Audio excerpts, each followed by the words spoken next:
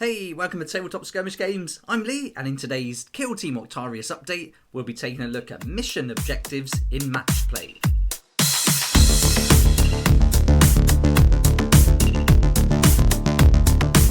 In the previous updates, we've covered everything up to and including terrain, but in this video, we'll be going through the mission objectives for match play, taking a look at the new article from the Warhammer Community site. And here we are at the Warhammer Community website, and today's article, the 28th of July 2021, is going to tell us how to select objectives and operatives on the fly to outwit your opponent in Kill Team's new match play missions. And this article's a great one today. We get some more awesome information. Yesterday we didn't get any updates, so I was really looking forward to finding out what we'd get today, and it's a good one. So let's go through the article together, covering all the new information that's been released today for Kill Team Octarius. Here we go. So we've already looked at how to put together a kill team, and we've looked at the new compendium and some of the data cards that they included there. There's also been a great video by Glass Half Dead who saw some leaked data cards, so go and check out his channel and watch that video if you want to catch up on some sneak peeks into the other faction data cards. And but here, let's focus on how we're going to choose our operatives for the missions in match play. So let's have a little scroll down. I'm loving these updates. We're getting lots of cool images of the different factions doing battle. But let's read on through the article where it tells us that match play is a game mode that focuses on providing the most mechanically balanced games possible, ensuring that you and your opponent have a level playing field to test your strategic nous against each other. The strategic decisions begin before your models even hit the tabletop, so you'll need to bring your A game to emerge victorious on the battlefields of Kill Team. Okay, so that sounds really cool, but let's read on where it says the core of the match play experience is the mission you'll be undertaking, and there are 9 altogether to choose from in the Kill Team Core Book's Critical Operations Mission Pack, and each one provides special actions and mission objectives that can dramatically alter your plan of action. For example, in consecrated ground missions, you can power up operatives that place themselves in harm's way by controlling objectives at the end of each turn or turning point. And here we've got an example of this consecrated ground, and it tells us that an operative can perform this action while within one white circle of a non-consecrated objective marker it controls. And until the start of the next turning point, that objective marker is now consecrated, and that operative's APL and defense characteristics and the attacks characteristics of its melee weapons are increased by 1. So this is the idea, they can hold that point and really control it, and if anyone gets close enough to get into melee, they've got that extra power and that extra to their attacks characteristics, but only for melee, so they're not going to be able to use that for ranged weapons. So that's really cool. And then it comes alongside this mission objective where at the end of each turning point, for each consecrated objective marker friendly operatives control, you score 1 VP to a maximum of 4 VPs per player per turning point. Okay, so it's definitely going to be like a case of each round you total up the points, and at the end, you know, maybe you win the mission by having more points or controlling more objectives at the end or by a certain turn. So it'd be good to find out more about that as the information gets out. So that's a good start, but there's loads more in this article. It's really good. So let's keep going. Right, now this next bit I really like, and I talked a little bit about this when I did my comparison with Warcry. And so now with Kill Team Octarius, there's going to be a variety of missions available. And it says here that you may worry your kill team might not have the right tools on their new data cards for the job.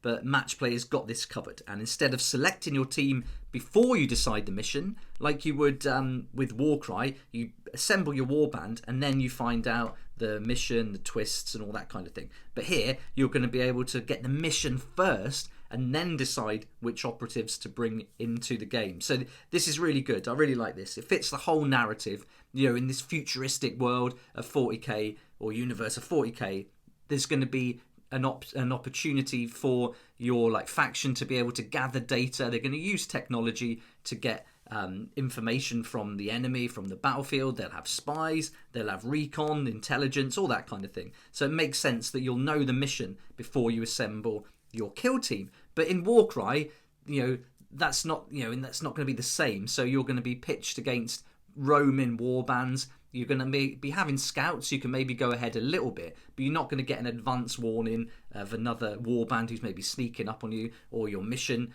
You know, it really is more kind of in the moment. You haven't got long to react.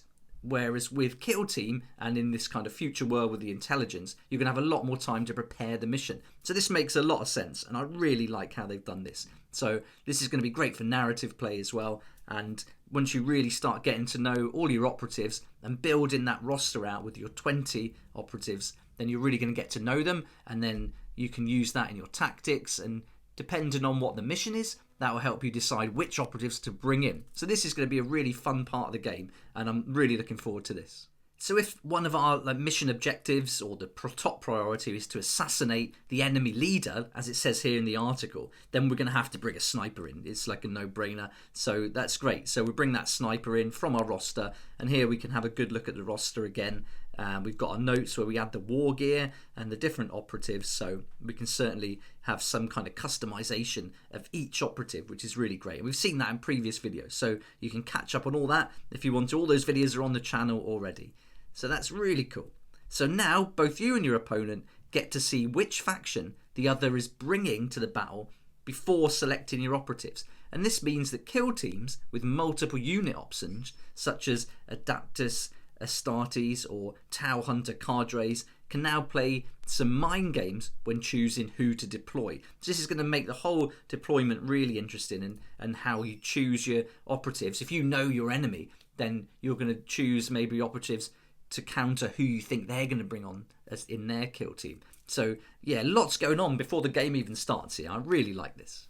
Okay, we're not done yet. There's still some cool stuff we haven't found out about yet, so let's keep going. And as we scroll down, it tells us that with the mission decided and we've got our kill teams chosen, commanders can then pick which TAC ops they want to try to score for some extra victory points. And TAC ops are secondary objectives that are generated in secret, forcing your opponent to guess what you're trying to accomplish during the game. So for instance, you may be looking to take out a particular enemy operative from the start, and this is going to be the challenge TAC op, and it says in that we reveal this TAC op in the target reveal step of the first turning point. Select one enemy operative and one friendly operative. If that enemy operative is incapacitated by that friendly operative, you score 1 VP.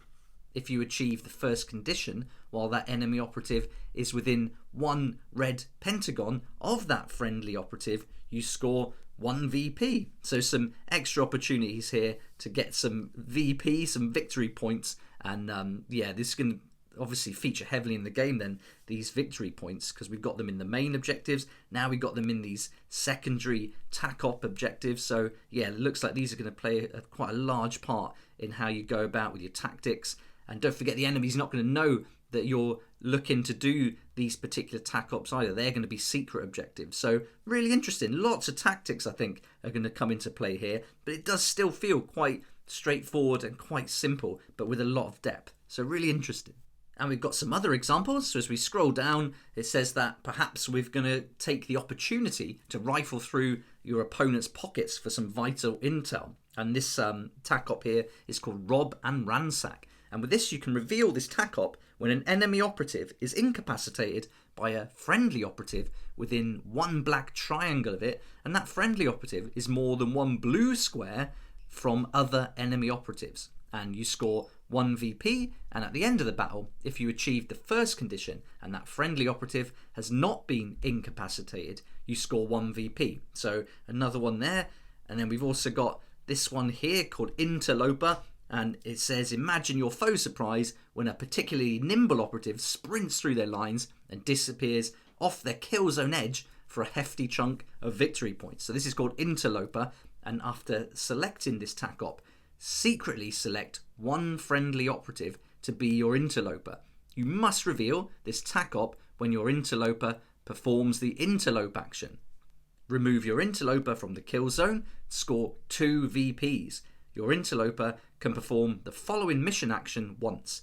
And this is the interlope action, and this is 1 action point. And you can perform this action while within 1 black triangle of an enemy kill zone edge and more than 1 blue square from enemy operatives. Alright, so we're starting to see all these shapes coming into play now, and I think it sounds a bit weird at first when we're so used to dealing with like inches and the measuring tape, but I think it's going to be really quick to actually do this. So if you wanted to like measure that black triangle and then you want to measure the blue square, you've literally got that one measuring gauge in your hand, and it's going to be really fast just to do that. So I think it's going to help to speed things up. I mean, it's quick using the measuring tape, and you could still do that. You could certainly just do that with, you know, measuring in inches, because we know the value of the triangle and the square. But I think having that gauge and just moving it really quickly is going to be a real fast way to keep that action flowing. And so I like it. I think it's really good. But what do you think about it, having now seen this article where we're really seeing these shapes coming into play? And as we scroll down, that's going to bring us to the end of the article, but it does say that many more tactical choices are ahead of us before the mission gets underway, such as setting up additional barricades and choosing extra equipment for your operatives. That's what we wanted to find out about. So I can't wait for this next update that's hopefully going to give us that information about that extra equipment, because this is really how we can start to personalize our kill team. But we'll have to pick up the Kill Team core book when it arrives for pre-order next month to discover all the juicy new rules. So hopefully we will get a little bit more update about those two things that they've mentioned there. Obviously they're not going to tell us everything until we get that book. But it says at the very bottom, join us again later this week as we take a look at the narrative campaigns which take your kill teams from a ragtag group of raw recruits to hardened veterans over the course of their careers. Great, so narrative campaign is what I'm into. I don't really play match play that much. I love the whole narrative side of the game, and building these campaigns and developing a group like a warband or a kill team is really fun. So I can't wait to find out more about that, and hopefully once we've had that we will get some info about the extra equipment. But I'm sure in the narrative campaigns, much like with Warcry, when you get those items, when you do your aftermath sequence, there's going to be something similar to that, so you can start leveling up your operatives. So can't wait to find out more, and of course I'll be doing loads of videos on the channel as those updates come out. So what do you think about that? Is it a good update? Are you happy with what you've seen? And this is what you like the most, what don't you like, and how you finding these shapes now as we're starting to see them coming into play? But I'd love to know what you think, so let me know in the comments below. I love reading all the comments and replying to them. It's awesome to hear your thoughts, feedback, and also your comparisons to the old version of Kill Team as well. Don't forget, if you'd like to catch up, I've got loads of videos now for Kill Team on the channel, updating every time the Warhammer Community site puts out an article. And here I've also done a comparison between Kill Team and Warcry based on everything we've found out so far. I really enjoyed making that video, looking at how the two games compare, but I certainly can't wait for this Kill Team Octarius. It's going to be great fun, and I can't wait to start getting it all built, painted and played on the channel, going into all the deep dives and really looking at the factions and operatives in detail. So super happy with today's update. I hope you're as excited as I am about this new game, and I can't wait to get playing. But for now, thanks so much for watching. Please like if you like it, subscribe for more videos like this, and don't forget to hit the notification bell to join me next time on Tabletop Skirmish Games. If you like this kind of content and would like to support the channel, then please check out my Patreon page, and thanks to everyone who's joined so far. It's really awesome. We hang out on Discord, talk about the hobby, share ideas and help each other out, and you'll get some perks there that you're not going to find anywhere else. So I'll put a link in the description, and it'd be great to see you there.